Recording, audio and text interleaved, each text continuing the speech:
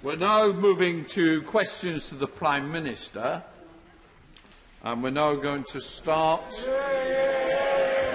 with question 1, Gareth Thomas. Number 1, Mr. Speaker. Prime Minister.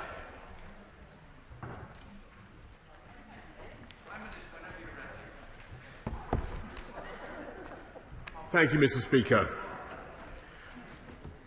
Last week, an inquest found Francis Quinn, Father Hugh Mullen, Noel Phillips, Joan Connolly, Daniel Teggett, Joseph Murphy, Edward Doherty, John Laverty, Joseph Call, and John McCurr, who were killed in Ballymurphy in August 1971, entirely innocent.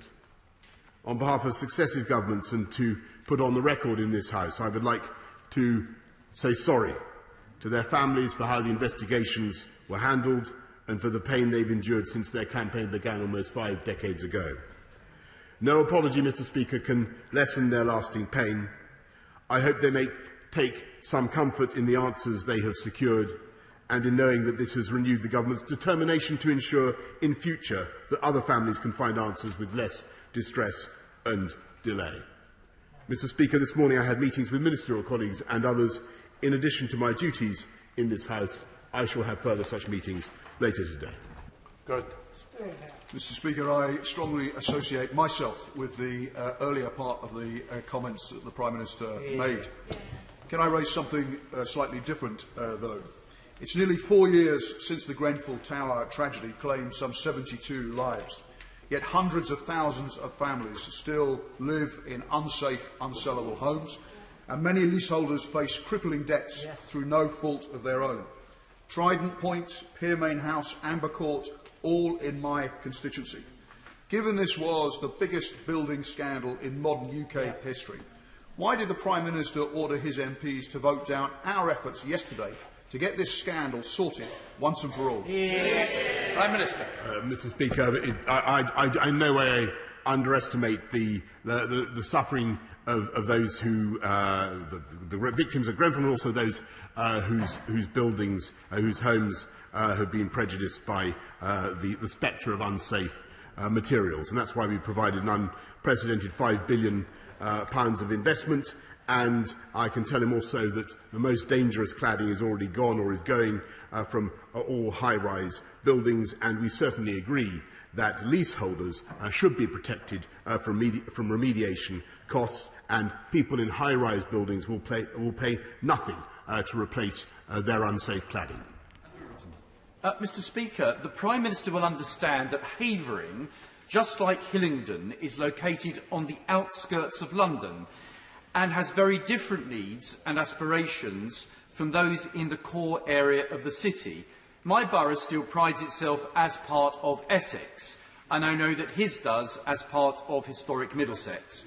And whilst we need cooperation on things like transport, will he accept that it is time for wholesale reform of the way London and the wider region are governed, and support my campaign to allow boroughs like Havering to take back control from the Mayor and City Hall interference, allowing Havering, and indeed all Outer London boroughs, the freedom to make their own decisions that best meet the needs of local people? Minister. Well, I can understand the feelings of frustration that the people of Havering may feel about a current Mayor of London who does not understand the needs of Outer London, who has not invested in Outer London in the way that a previous Mayor did, who I seem to recall set up the Outer London Fund and drove through many other benefits for the outer boroughs. But I must tell him in all candour that what we need to do is work together to ensure that the glad day returns when we have a Mayor who truly represents all Londoners, Mr. Speaker. Now comes the Leader of the Opposition, Keir Starmer. Thank you, Mr. Speaker. Can I welcome the Prime Minister's comments on the Ballymurphy inquest and the sentiment behind them? Does the Prime Minister agree that the single biggest threat to hitting the June 21st date for unlocking is the risk of new variants coming into the UK? Prime Minister. Mr. Speaker, I certainly think that that is one of the issues that we must face, but perhaps it would be for the benefit of the House if I update the House on where we are, because we've looked at the data again this morning, and I can tell them, the House, Mr. Speaker, that we have increasing confidence that vaccines are effective against all variants, including the Indian variant, to his point. And I want particularly in this context to thank the people of Bolton, of Blackburn, many other places who've been coming forward in record numbers, Mr. Speaker, to get vaccinated, to get their first jabs and their second jabs, Mr. Speaker. I think the numbers have doubled in Bolton alone, and I think the people of this country can be proud of their participation. Keir Starmer. Mr. Speaker, I think that's a yes, that the risk of other variants coming through our borders is one of the biggest threats to unlocking. And we're not just talking about the Indian variant, we're talking about future variants. In those circumstances, why on Monday did the Prime Minister choose to weaken travel restrictions by moving 170 countries or territories to the amber list? Prime Minister. Mr. Speaker, we have one of the strongest border regimes anywhere in the world. There are currently 43 countries on the red list, Mr. Speaker. But if you're coming from an amber list country, everybody should know that if you travel to an amber list country for any emergency or any extreme reason that you have for doing so, when you come back, Mr. Speaker, you not only have to pay for all the tests, but when you come back, you have to self-isolate for 10 days. We are invigilating it, and people who fail to obey the quarantine can face fines, Mr. Speaker, of up to £10,000. Keir Starmer. Mr. Speaker, I think everybody would agree that having moved 170 countries to the amber list, absolute clarity is needed about the circumstance in which people can travel to an amber country. Yesterday morning, the Environment Secretary said people could fly to amber list countries if they wanted to visit family or friends. By the afternoon, a government health minister said nobody should travel outside Britain this year, and travelling is dangerous. The Prime Minister said that travel to amber countries should only be where it's essential. By the evening, the Welsh Secretary suggested some people might think a holiday is essential. The government's lost control of the messaging. So can the Prime Minister answer a really simple question that goes to the heart of this? If he doesn't want people to travel to amber list countries, if that's his position, he doesn't want them to travel to amber list countries, why has he made it easier for them to do so? Prime Minister.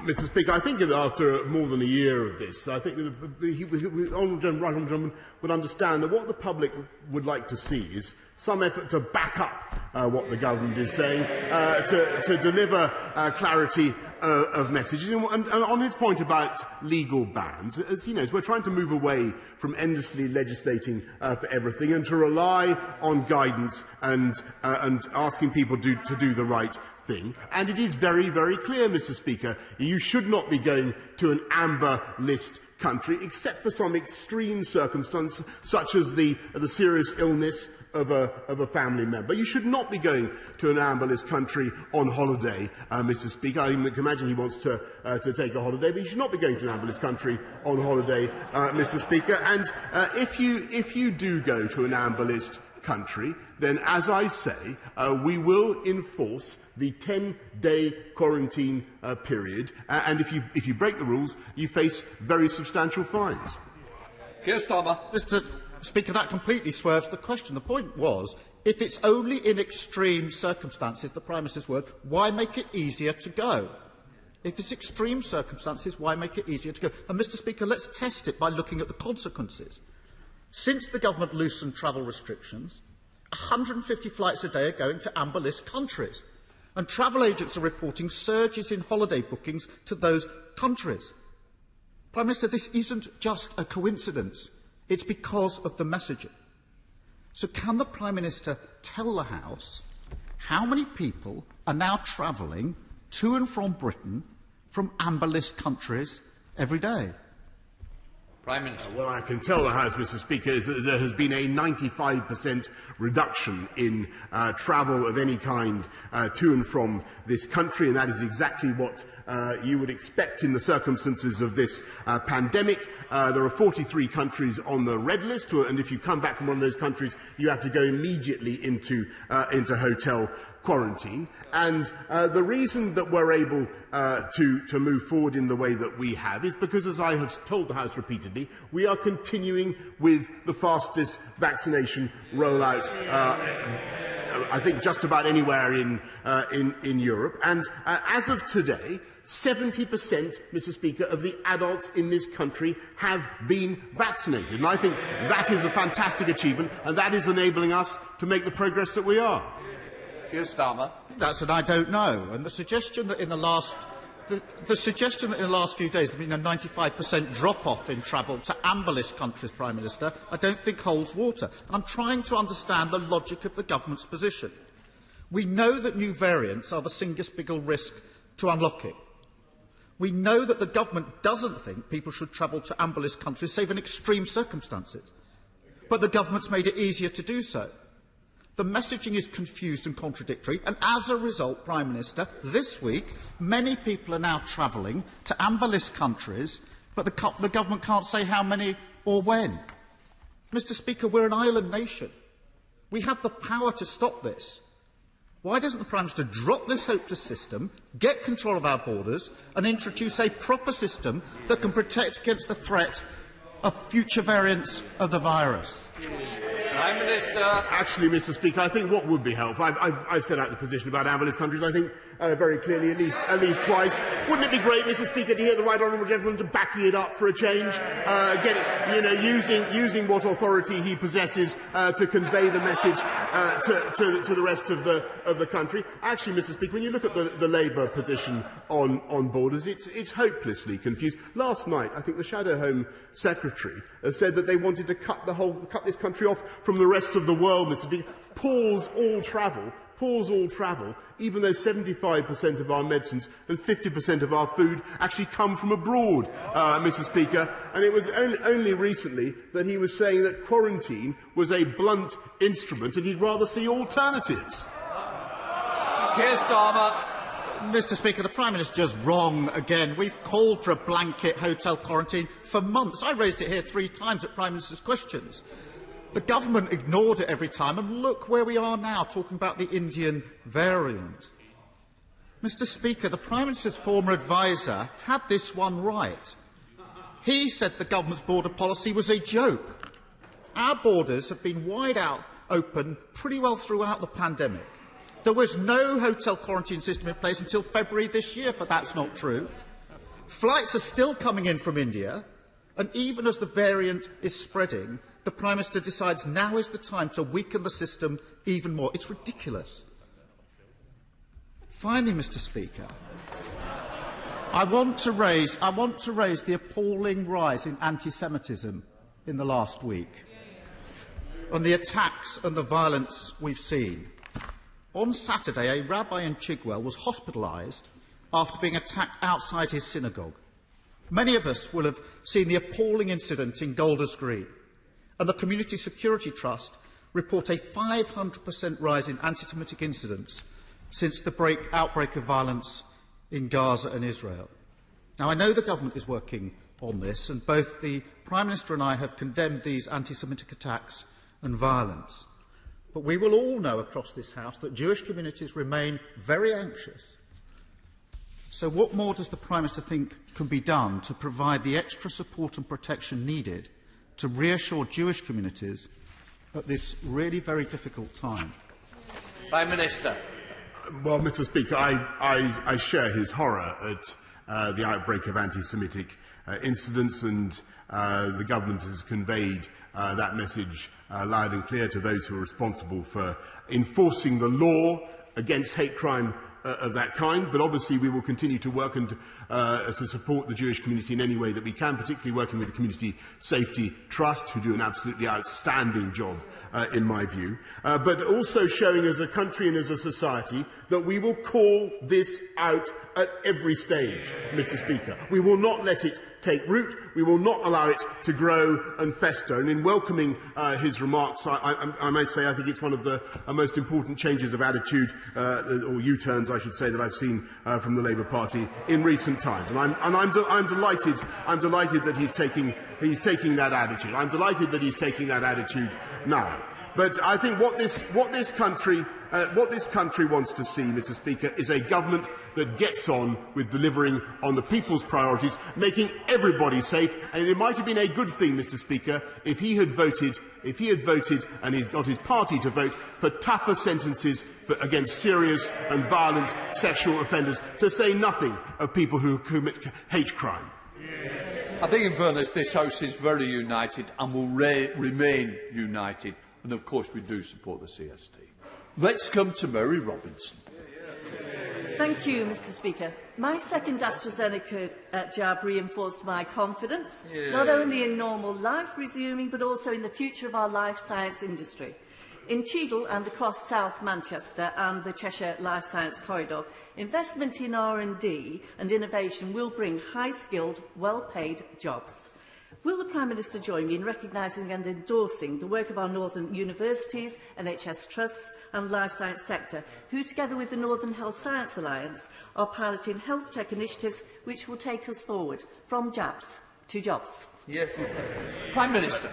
Yes, Mr. Speaker, and I thank my honourable friend, who is a great advocate for the people of Cheadle, and as part of our plan to move from jabs to jobs, I'm delighted to say that over £1 billion worth of government-funded science and innovation projects are currently taking place across the North West, thanks largely, or at least in part, to her advocacy. Let's go to the Leader of the SNP, Ian Blackford. Ian. Thank you, Mr. Speaker, and can I thank the Prime Minister for his comments on the Ballymurphy inquest. Mr. Speaker, as a member of Scotland's crofting community, I understand just how disastrous a Brexit trade deal with Australia, as proposed by this Tory government, be for Scotland's farming and crofting sectors. If reports of this Tory deal are true, farmers will lose their livelihoods, rural businesses will collapse, and ultimately families will be driven off the land. And let's be very clear, if that happens, this UK Tory government will be solely responsible. So, just for once, Prime Minister, give a straight answer to these farming and crofting families who are living with this threat. Can the Prime Minister categorically rule out that his government is prepared to sign up to a trade deal that will at any future point guarantee tariff-free access to Australian lamb and beef? Yes or no? Minister. Mr. Speaker, I know that the Right Honourable, I'm delighted to see the shots of his croft, by the way, the humble representative of the crofting community. May I say that I don't think that he does justice to crofters, to farmers across the country, and in Scotland as well, Mr. Speaker, because I think he grossly underestimates their ability to do great things with our free trade deals, to export Scottish beef around the world, Mr. Speaker. Why doesn't he believe in what the people of Scotland can do, Mr. Speaker? Why is he so frightened of free trade? I think there's a massive opportunity for Scotland and for the whole of the UK, and he should seize it and be proud of it. Going back to Ian Blackford. Ian. Thank you, Mr. Speaker. That was quite chilling. To try and treat something as serious as this in the way that the government and the Prime Minister has done is really quite pathetic. The fact that the Prime Minister couldn't give a straight answer will send a real chill across Scotland's farming communities. The UK government led the betrayal of Scottish fishing, and now the Tories are planning to throw our farmers and crofters under their Brexit bus. This morning, Martin Kennedy, President of the National Farmers Union Scotland, told ITV that farmers will feel seriously betrayed by these proposals. This deal would be the final nail in the coffin for many Scottish crofters and farmers. It will end a way of life that has endured for generations. Generations, Prime Minister. I know that many of the Prime Minister's Tory colleagues privately agree with me and want him to pull back from this deal. So will the Prime Minister finally listen, think again, and ditch a deal that would send our farmers down under? Prime Minister. Mr. Speaker, I really think, well, first of all, he's totally wrong about what he says about the fisheries, because, in fact, there are massive opportunities for fisheries for the whole of the UK as we take back control of our territorial waters. And that will be the same for Scotland and around the UK. And I think, again, he is grossly underestimating the ability of the people of this country, the agricultural communities of this country, the farming industry, to make the most of free trade. This is a country that grew successful and prosperous on free trade, on exporting around the world. Our food exports are second to none, Mr. Speaker. He should be proud of that. He should be celebrating that. And all he does, Mr. Speaker, is call for us to put up the drawbridge and go back into the EU to be run by Brussels. That's his manifesto, and I think the people of this country have decisively rejected it. Joe Gideon. Thank you, Mr. Speaker. North Staff's YMCA in my constituency undertakes fantastic work transforming the lives of young people locally in the Stoke-on-Trent community, and I am delighted that they have been recognised for their work through the Queen's Award for Enterprise. There is no better example of levelling up in action, and I would like to invite the Prime Minister to join me in congratulating all the staff, volunteers and partners of the YMCA in North Staffordshire, and I look forward to showing him levelling up in action when he next visits Stoke-on-Trent, the new second home of the Home Office. Prime Minister. I thank my honourable friend very much, and she's totally right, and it's part of our levelling up. We're absolutely determined to do this as fast as we possibly can. Thank you for my honourable friend's message about it this morning.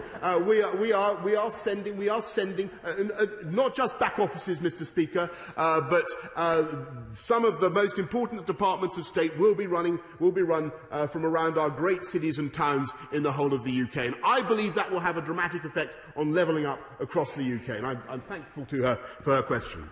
Ed Davey. Mr. Speaker, local planning reforms introduced by Liberal Democrat ministers have seen communities across England vote for new developments, including new housing, new affordable housing, new community facilities, whilst also protecting the environment of the countryside. So why is the Prime Minister so determined to push through his planning reforms that will do nothing to solve the country's real housing crisis, will allow developers to ride roughshod over local communities, and will mean, in the words of his immediate predecessor as Prime Ministers, the wrong homes being built in the wrong places? Mr. Speaker, he's completely wrong, and he should look at the bill when it comes forward, because we want to protect the green belt, we want to protect our wonderful open spaces. This is a government that understands the value of the countryside and rural Britain, but we also think that young people have been deprived for too long of the ability to get onto the housing ladder, Mr. Speaker, and it's not just in the South East, it's across the country, and that's why we're bringing forward sensible reforms to allow brownfield sites to go ahead. Andrew Barr. Thank you very much, Mr. Speaker. 2 weeks ago, in giving the Scottish Conservatives their highest ever number of votes in the era of devolution, the Scottish people decided that Scotland would remain at the heart of this newly reinvigorated global Britain.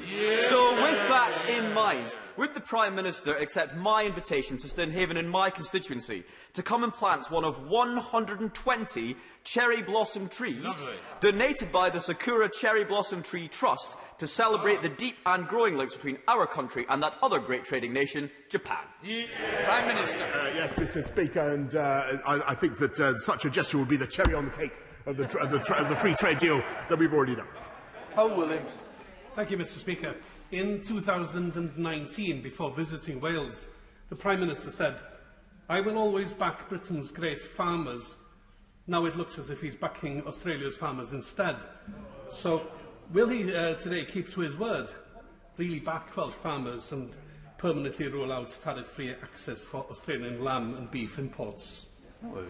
Mr. Speaker, I will back Britain's farmers and Welsh farmers in exporting their fantastic lamb around the world. Mr. Speaker, is it not a disgrace that not a single morsel of Welsh lamb has so passed the lips of the Americans in the last 20 years or more, Mr. Speaker? What about China, Mr. Speaker? Has he no ambition for the people of this country or for the people of Wales or for Welsh farmers? I do. This government does, Mr. Speaker. That's why we're getting on with our agenda. Virginia Cross. Thank you, Mr Speaker. Does the Prime Minister or Prif Weinidog agree with me that a free port on Anglesey would create much-needed skilled jobs and investment, protect our precious Welsh language and culture and breathe fire into the nostrils of the Welsh dragon? And will the Prime Minister accept an invitation on behalf of the people of Ynys Môn to join me on a tour of the island to include a panad at the Truck Stop Cafe in Holyhead? Prime Minister. Mr Speaker, it says here that I mustn't express a preference on the location of free ports, and I won't. But she makes an outstanding case as ever. She is together with our Welsh colleagues, Welsh Conservative colleagues. I believe she's helping now to apply the Vicks inhaler to the bunged-up nostrils of the Welsh dragon. Richard Thompson. Thank you, Mr Speaker. Despite the opprobrium which the Prime Minister always seems to seek to heap upon the Scottish National Party, at the Scottish elections 2 weeks ago, the SNP was returned to government with twice the number of MSPs as their nearest rivals in the Scottish Conservatives, securing 48% of the vote, 49% of the seats in a proportional system, and with 51% of voters backing in parties which support an independence referendum in the current term. So if the Prime Minister genuinely believes that his criticisms of the Scottish Government have any merit whatsoever, why does he consider that the Scottish National Party did so well in those elections, while his own party did so badly? Prime Minister. Well, Mr Speaker, I totally reject what he's just said. I noticed that actually the Scottish National Party did less well than they did previously under Alex Salmond in 2011. I hesitate to point that out to the Honourable, but that is the reality. And I think the reason for that is that the people of Scotland, notwithstanding the nationalist approach that he takes, the people of Scotland have been very disappointed by the actual record of the Scottish Government in fighting crime, in improving education and in making Scotland a great place to live and to invest. And that is the failing of which his government is being held to account. Danny Kruger. Thank you, Mr Speaker. A large part of Salisbury Plain falls in my constituency of Devizes, and I therefore have the honour to represent a lot of serving soldiers and veterans and their families. So my right honourable friend will understand that feelings are running high in Wiltshire about the treatment of British Army veterans of the conflict in Northern Ireland.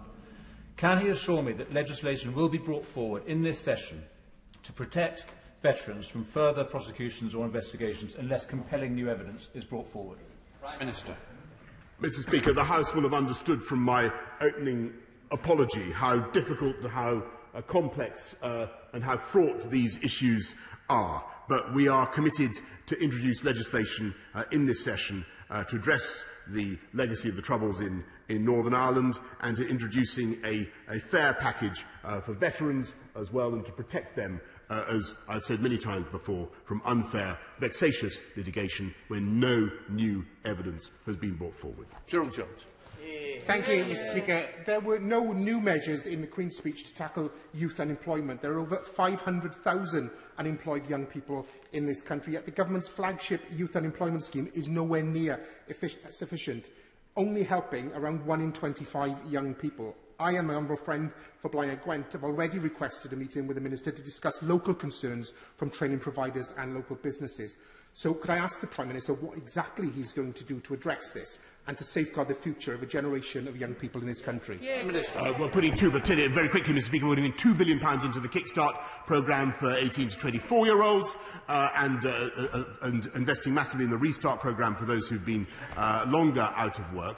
But can I also tell them that the businesses I talk to are currently facing shortages of workers in many, many sectors, and we will work flat out to ensure that we get those who want jobs to those who need workers as well. James Copley. Thank you, Mr Speaker. Can I thank the Prime Minister for the support he's already shown for coming forward with an offshore transmission grid, which he knows will help us both to export our surplus offshore wind into the continent and reduce the infrastructure associated with new wind farm capacity. So it's very important to our communities. But there's a question over timing. So given that he's already set out a very ambitious and clear timetable to increasing offshore wind generation, will he now come out with an equally ambitious timetable for delivering an offshore grid? Prime Minister.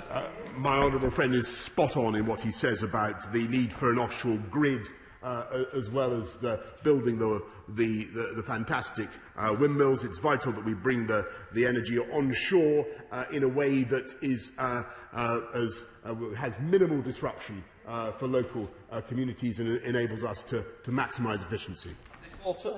Thank you, Mr. Speaker. What does the Prime Minister think when he hears Jenny McGee, the nurse who saved his life, say of NHS staff, "We're not getting the respect and now pay that we deserve. I'm just sick of it, so I've handed in my resignation." Surely even he must pause and think what can be learned from the mistakes of the past year, what Jenny calls the indecisiveness and mixed messages of his government. And will he think again about giving nurses more than an insulting 1% pay rise?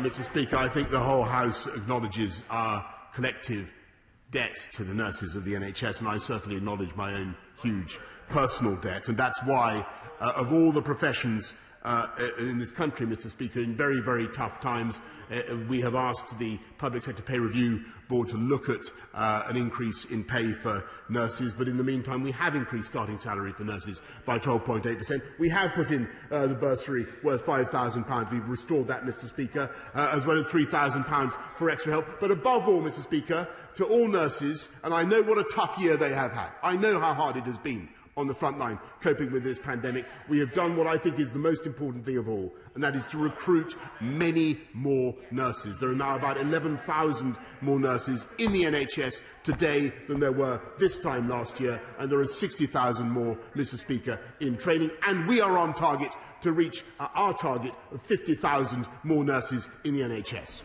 To James Davies. Following on that theme, Mr. Speaker, patients in England have unfettered access to specialist hospital care anywhere in England, including within world-leading centres of excellence. But my constituents in North Wales have no such automatic choice, with access dependent on restrictive contracts or individual funding requests. So will my right honourable friend do all he can to ensure that healthcare features prominently within the UK Levelling Up agenda? Prime Minister. Yes, I thank my honourable friend for his point, and he knows a great deal about the subject. We've worked very hard with the Welsh Government throughout the pandemic, supporting them with £8.6 billion of additional funding through the Barnett formula. But clearly we need to learn the lessons together as we bounce forward from this pandemic. Justin Matters. Thank you, Mr. Speaker. It's now 664 days since the Prime Minister said he had a plan for social care. But the Department for Health and Social Care are advertising at the moment for social care policy advisers to, and I quote, develop proposals for reform.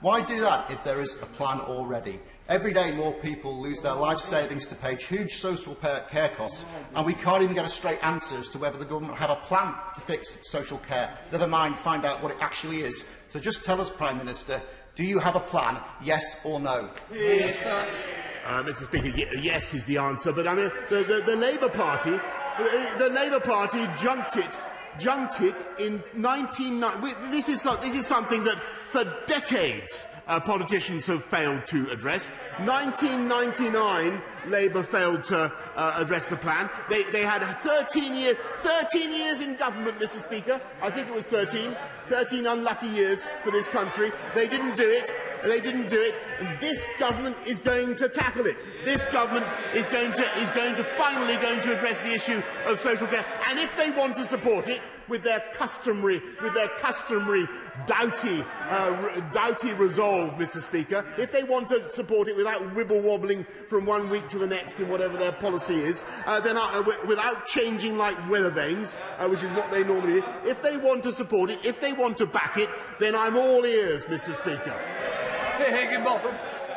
Thank you, Mr. Speaker. Throughout this week, businesses across Burnley and Padiham have reopened their doors to customers inside, from Usher and Molly Rigby's to Bellissimo and Real Cinema. Would the Prime Minister join with me in wishing them all the best of luck as they get back on their feet? And does he also agree with me that if we're to support local businesses in the long term, we need to create the environment and the opportunities they need to succeed, and that includes schemes like the Levelling Up Fund and the Lifetime Skills Guarantee? Yes, Mr. Speaker, that's why we're investing, for instance, £3.6 million from the Getting Building Fund for the development of Pioneer Place.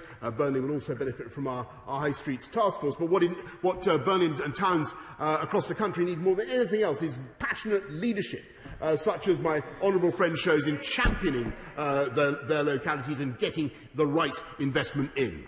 Final question, David Lind. Thank you, Mr Speaker. The Prime Minister will be aware of Gladys's proposal to close the McVitie's factory in Glasgow's East End, putting at risk up to 470 local jobs. So will the Prime Minister join with me in engaging with Gladys Global CEO Salman Amin and call upon him to rethink these plans, which would definitely unleash economic Armageddon on a very, very, very fragile part of the local economy? Prime Minister. Yes, I think McVitie's have been a proud part of the Scottish economy since 1800, and I know that people at the Tollcross factory, their relatives, will be very concerned about what's happening. I thank him for raising it. I know that conversations are now going on to see what we can do with, I think it's the Turkish company that now owns McVitie's, and I know my honourable friend, the Secretary of State for Scotland, is meeting the honourable member to discuss the situation. I'm now suspending the House for 3 minutes to enable necessary arrangements for the next business. Order.